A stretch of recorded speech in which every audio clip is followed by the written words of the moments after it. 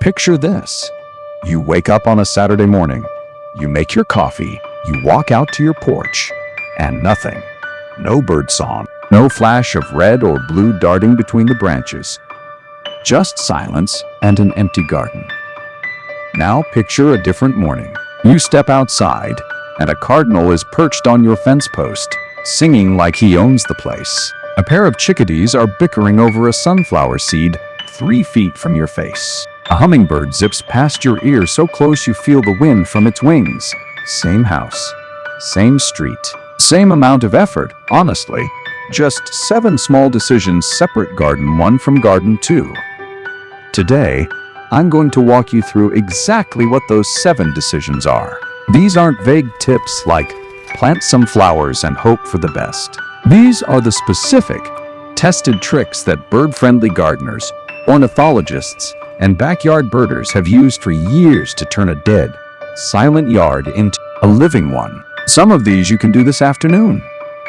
One of them costs nothing at all. Stick around, because trick number 4 is the one almost nobody talks about, and it might be the single biggest reason birds are avoiding your garden right now. Let's get into it. Why your garden might be empty. Before we get to the tricks, let's talk for a second about why birds skip certain gardens entirely. It's not bad luck. Birds are constantly running a cost-benefit calculation every time they consider landing somewhere. They're asking 3 questions instantly, instinctively. Is there food here? Is there water here? Am I safe here? If the answer to any of those is no, or even I'm not sure, most birds will keep flying. They don't have the luxury of investigating. A bird that lands somewhere unsafe doesn't get a second chance. A perfectly manicured lawn, as beautiful as it might look to us, often reads to a bird as a food desert. Short grass, no seed heads, no insects, nowhere to hide. Meanwhile, a slightly messier garden next door. The one with the overgrown corner and the brush pile the owner keeps meaning to clean up is a 5-star buffet with a security system attached. The good news is that you don't need acres of land or a total landscaping overhaul. You need to think like a bird for about 10 minutes and then make a handful of targeted changes. That's what these 7 tricks are built around. Trick: feed them right, not just feed them. The obvious first move is a bird feeder. Everyone knows this. But here's what most people get wrong. They hang up one feeder, fill it with a cheap seed mix, and wonder why nothing shows up. Not all bird seed is created equal. A lot of the bargain wild bird seed blends you find at the grocery store are padded out with filler, milo, wheat, red millet, that most backyard songbirds won't touch. They'll pick through it, toss the filler on the ground, and eat maybe 10% of what's actually in the bag. To birds, it's less like a buffet and more like being handed a plate of packing peanuts with a few peanuts mixed in. What actually works is black oil sunflower seed. If you do nothing else, switch to this. It has a thin shell that's easy for small birds to crack, a high-fat content that gives them real energy, and it's the single most universally loved seed among North American songbirds, chickadees, finches, cardinals, nuthatches, titmice, sparrows, you name it. From there, you can layer in specialty foods depending on who you're trying to attract. Niger seed, sometimes called thistle seed, is a magnet for goldfinches and pulls in an entirely different guest list. Suet, that dense block of fat and protein, is what brings in woodpeckers, and in colder months, it becomes almost irresistible because birds are burning huge amounts of energy just staying warm. If you're hoping for orioles or catbirds, fresh orange halves and grape jelly, believe it or not, will do more than any seed mix ever could. Feeder placement matters just as much as what's inside it. A feeder stuck in the middle of an open lawn feels exposed to a bird, like eating lunch in the middle of a parking lot. Birds want a feeder that's near cover, ideally within 10 to 15 feet of a shrub or tree they can dive into if a hawk shows up, but not so close that a cat can leap out and ambush them from the bushes. That near enough to flee, far enough to be safe zone is the sweet spot. Here's the part almost nobody mentions. Variety in feeder type matters more than variety in seed. Some birds, like cardinals and doves, actually prefer to feed on or near the ground and are hesitant on hanging feeders. Others, like chickadees and titmice, love a hanging tube feeder they can grip while they work through a seed. If you only put out one style of feeder, you're only inviting one type of guest. A simple platform feeder near ground level, plus a hanging tube feeder up higher, will more than double the range of species that feel comfortable visiting. And a quick but important note, keep the feeder clean. Wet, moldy seed isn't just unappetizing, it can actually make birds sick. And a dirty feeder is one of the fastest ways to spread disease between visiting birds. A rinse with a diluted bleach solution every couple of weeks, dried thoroughly before refilling, keeps your feeding station a safe stop rather than a hazard. Get the food right, and you've solved question number 1 in the bird's mental checklist. Is there food here? Now let's solve question number 2. Trick: give them water they can actually. USC? If food is what gets birds curious about your garden, water is very often what gets them to stay. And in many cases, it's even more powerful than a feeder. Here's why. Every bird needs food, but not every bird eats seed. Insect-eating birds like warblers, wrens, and flycatchers will walk right past a feeder full of sunflower seed because it's simply not part of their diet. But every single bird, regardless of species or diet, needs water. A water source is universal in a way that food sources aren't. The simplest version of this is a bird bath. But, and this is important, not every bird bath actually gets used. A deep, smooth-sided ceramic bowl might look elegant on a garden shop shelf, but to a 3-inch tall chickadee, it might as well be a swimming pool with no ladder. Birds want shallow water, generally somewhere between ½ an inch and 2 inches deep, with a rough or textured bottom they can grip with their feet. If you already own a bird bath that isn't getting visitors, try dropping a few flat stones into the basin to create a shallower, grippier landing zone. That small fix alone can turn an ignored bird bath into a busy one within days. Now, here's the trick that separates a good water feature from a great one. Movement. Still water is fine, but moving water is a beacon. Birds can hear dripping and trickling water from remarkable distances, and the sound itself acts like an advertisement. Safe, fresh water, right here. You don't need an elaborate fountain system to get this effect. A simple drip attachment, or even a plastic bottle with a pinhole poked in the bottom hung above the bird bath, will create a slow drip that birds can hear and home in on. Placement follows the same logic as feeders. Near enough to cover for a fast escape, but with enough open sightline that a bird bathing, which is a genuinely vulnerable activity, since wet feathers make it harder to fly, can see danger coming before it arrives. 10 to 15 feet from a shrub line tends to be the sweet spot again. Maintenance matters enormously here too. Stagnant water breeds mosquito larvae and can spread avian disease between visiting birds, so refreshing the water every 2 to 3 days, or using that pipe system to keep it constantly moving, keeps things both bird-safe and pest-free. If you want to go a step further, in colder climates, a heated bird bath becomes one of the single most effective winter bird magnets that exists. In freezing temperatures, liquid water becomes almost impossibly scarce, and a heated bath can single-handedly make your garden the only reliable water source for blocks around. Birders who install one often report seeing species they've never had visit before, purely because you're now offering something nobody else nearby is offering. Water solves that second question in the bird's mental checklist. Now let's talk about the third, and arguably most important one. Safety. Trick. Plant what they actually evolved to you of.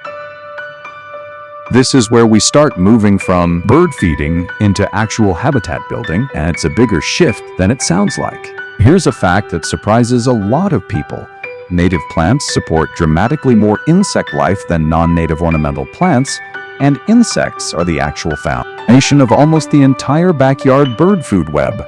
Even seed-eating adult birds like chickadees rely almost entirely on insects, specifically caterpillars, to raise their young, because baby birds need the protein and moisture that only soft-bodied insects provide.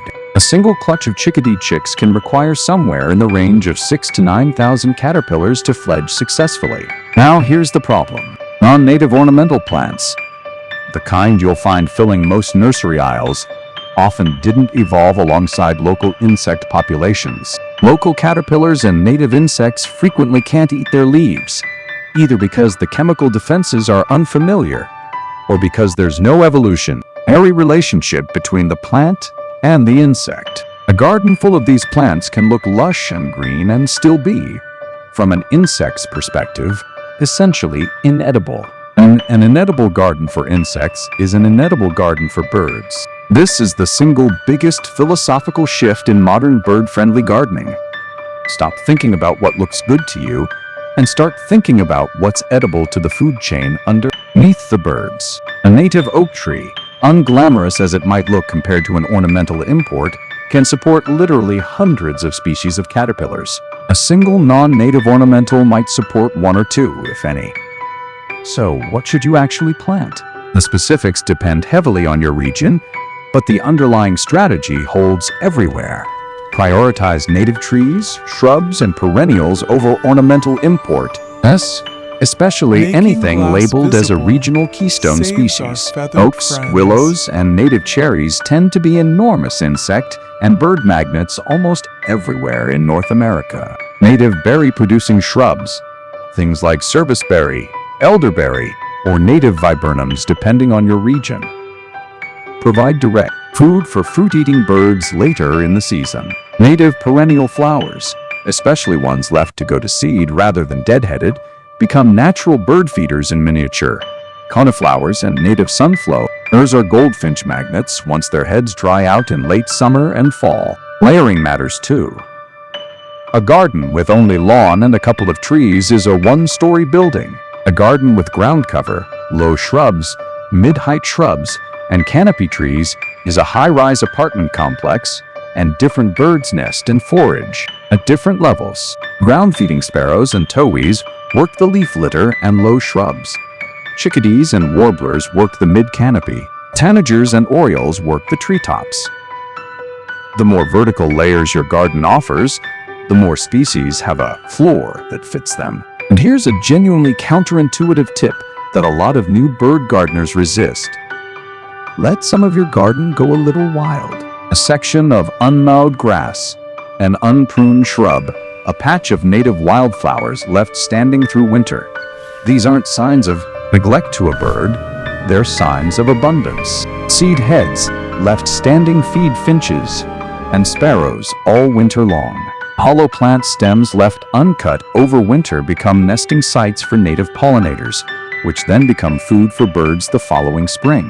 The perfectly tidy, fully mulched, fully mowed garden is, from a bird's eye view, one of the least hospitable landscapes you can create.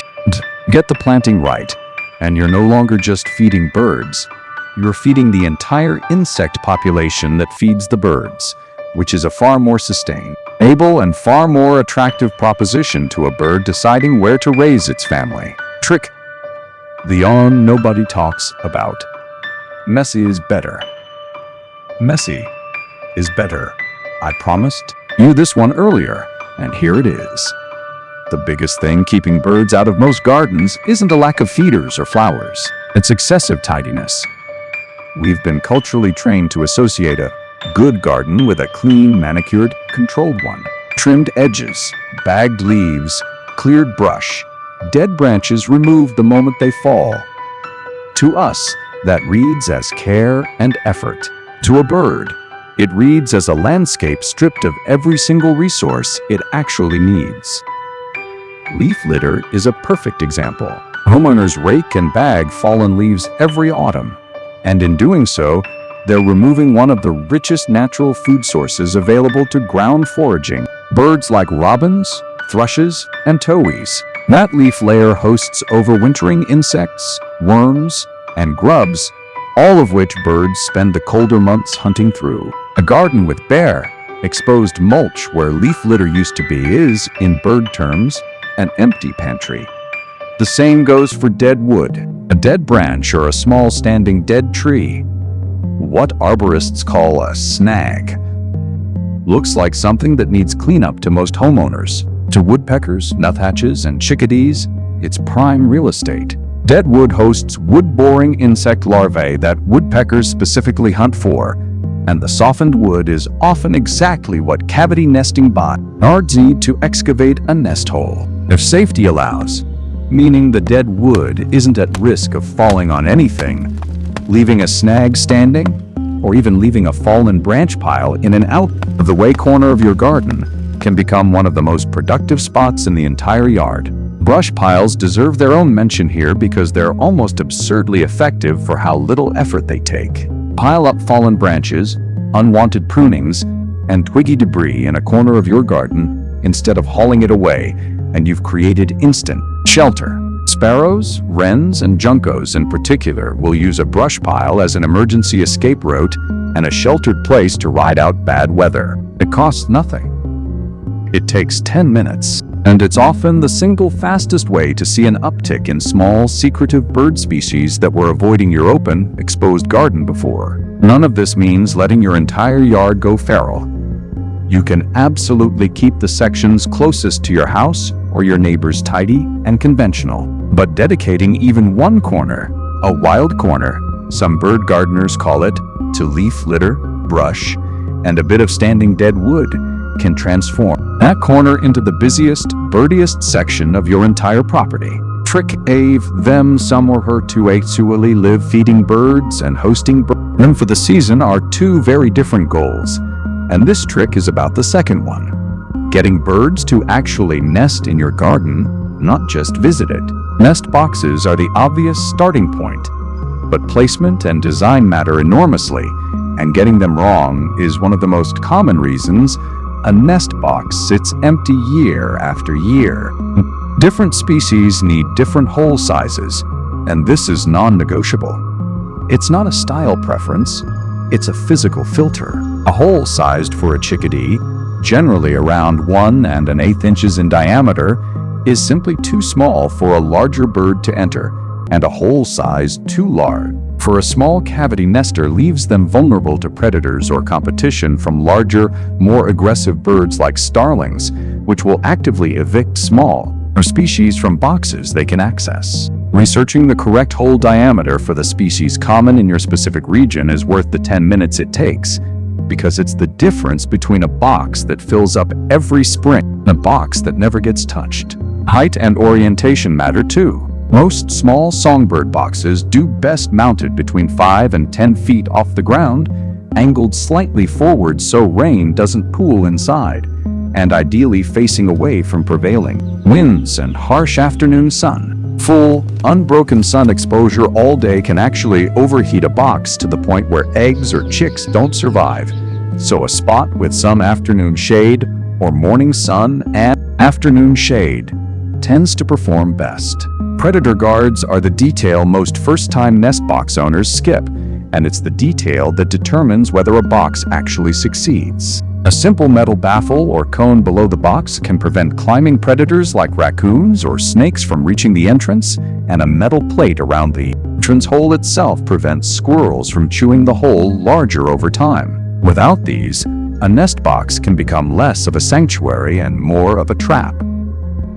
Beyond boxes, don't underestimate what your existing plants can do. Dense evergreen shrubs, thorny native shrubs, and thick hedges provide exactly the kind of concealed, predator-resistant nesting sites that many open-cup nesting birds, robins, cardinals, catbirds, actually prefer over any man-made box. A single dense, well-placed shrub can become a nest site that a nervous, predator-wary bird trusts far more than an exposed structure, simply because it looks and functions like the kind of cover their instincts are built around. And a small but meaningful addition: nesting material. In spring, birds spend enormous energy gathering material to build a nest from scratch.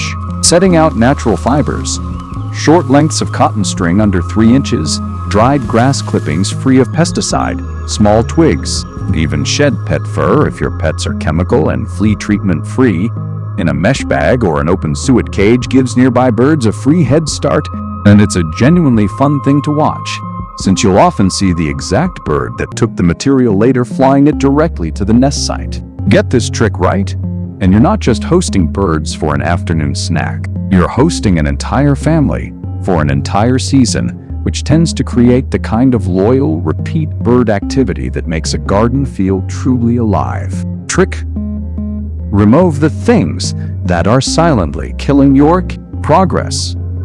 You can do everything else on this list perfectly and still end up with an empty garden if you don't address this trick, because it's about removing threats, not adding attractions. Let's start with the most significant and most preventable one: pesticides and herbicides. Chemical pest control doesn't just kill the pest, insects you're targeting. It strips out the entire insect base that birds, and especially baby birds, depend on to survive. Remember that 6,000 to 9,000 caterpillar number from earlier. A chemically treated garden, even one treated conservatively, dramatically reduces the caterpillar and insect population available for that essential protein source. Beyond that, some pesticides are directly toxic to birds themselves, either through direct contact or through secondary poisoning when a bird eats a poisoned insect. Moving toward organic, insect-tolerant gardening practices isn't just an environmental nicety here.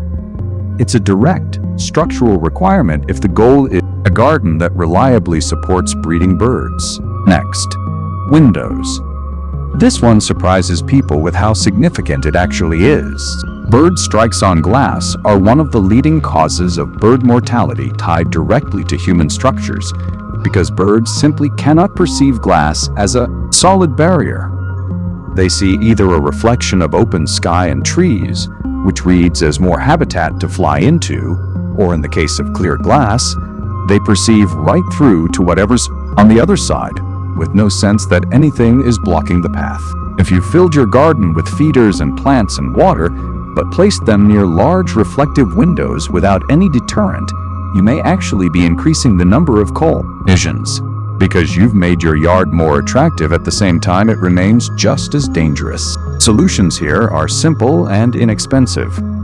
Window decals spaced closely enough that a bird won't try to fly between them, external screens, or even strips of tape or string hung a few inches apart across the glass, all break up the reflection enough for birds to perceive the barrier as real. And then there's the trickiest one to talk about, because it involves a beloved pet: outdoor and free-roaming cats. This is a sensitive subject for a lot of viewers, so I'll just lay out what the research consistently shows. Outdoor domestic cats are one of the single largest to direct causes of bird mortality in areas with significant human population, responsible for a genuinely enormous number of bird deaths annually in the U.S. alone. And this holds true even for well-fed cats, since hunting is driven by instinct rather than hunger. This doesn't mean giving up your cat. It means, if you're serious about building a garden that birds can trust, considering a catio enclosure, supervised outdoor time, or simply keeping cats indoors, especially during spring and summer fledgling season when young, inexperienced birds are most vulnerable on the ground. None of these fixes cost much, and none of them require dramatic lifestyle changes. But skipping them is a bit like filling a swimming pool that has a hole in the bottom. You can keep adding water, or in this case birds, but you'll never see the level actually rise until the leak is fixed. Trick 7. Be consistent and be patient. The final trick isn't a purchase or a project. It's a mindset, and it's the one that determines whether all 6 of the previous tricks actually pay off. Birds build habits and routes the same way we do. A chickadee that finds a reliable feeder will often return to that exact spot multiple times a day, every day, for the rest of the season, and will remember that location year over year. But that reliability has to be earned first, and it's earned through consistency, not intensity. A feeder that's full 1 week and empty the next teaches birds that your garden is unreliable, and unreliable food sources get deprioritized in favor of more dependable ones nearby. The same goes for water. A bird bath that goes stagnant and dry for stretches at a time trains birds to look elsewhere. This is also where patience becomes genuinely important, because the timeline for a garden transformation is almost never instant, despite what the title of this video might promise. Feeders can start pulling in visitors within days, sometimes hours, especially if there's already a bird population in your general area. But the deeper changes, a newly planted native shrub maturing enough to host real insect populations, a nest box finally getting discovered and used, a wild corner building up enough leaf litter and brush to feel established. These often take a full season, sometimes multiple seasons, to reach their full potential. Gardeners who see the biggest transformations are almost always the ones who kept the feeders full and the water fresh through the slow months, not just the exciting ones. There's also a seasonal rhythm worth understanding here. Spring is about nesting resources, boxes, shrubs, nesting material. Summer is about water, since heat and drought make water scarcer and more valuable than food for a lot of species. Fall is about seed-producing plants and preparing feeding stations for the colder months ahead. Winter is about calorie-dense food like suet, and, if you're in a cold climate, unfrozen water, which can be scarce enough to single-handedly define whether your garden gets winter visitors at all. A garden that adjusts its offerings across these seasons will consistently outperform one that treats bird friendliness as a single one-time setup. Track what you're seeing too, even informally, noticing which feeder empties fastest, which plant the goldfinches are working through, which corner the sparrows disappear into when a hawk passes overhead. This kind of casual observation will teach you more about your specific garden's rhythms than any general guide, including this one, ever could. Over time, you'll start to develop an intuitive sense of what your particular yard, in your particular region, actually needs. Let's bring it all together. If you want birds in your garden, and you want them to stay, 1. Feed them right, not just food, but the right food, in the right feeders, in the right spots. 2. Give them water they can actually use, shallow, moving if possible, and consistently fresh. 3. Plant native, because the plants feed the insects, and the insects feed the birds. 4. Embrace a little mess, because leaf litter, dead wood, and brush piles are habitat, not clutter. 5. Give them somewhere to actually live, with properly sized, properly placed, predator-guarded nest sites. 6. Remove the hidden threats, pesticides, unmarked windows, and unsupervised outdoor cats. 7. Be consistent and be patient, because the birds are watching, and trust takes time to build. None of these 7 tricks require a total renovation of your yard or a huge budget. Most gardeners who see dramatic results started with just 1 or 2 of these changes and built from there. Pick the one that feels easiest for your situation right now, whether that's finally switching to black oil sunflower seed or just letting one corner of your yard go a little wild, and start there this week. If this helped, let me know in the comments which trick you're trying first. And if you want, I can walk you through species-specific setups in a future video so you can attract exactly the birds you're hoping to see. Thanks for watching, and I'll see you in the next one.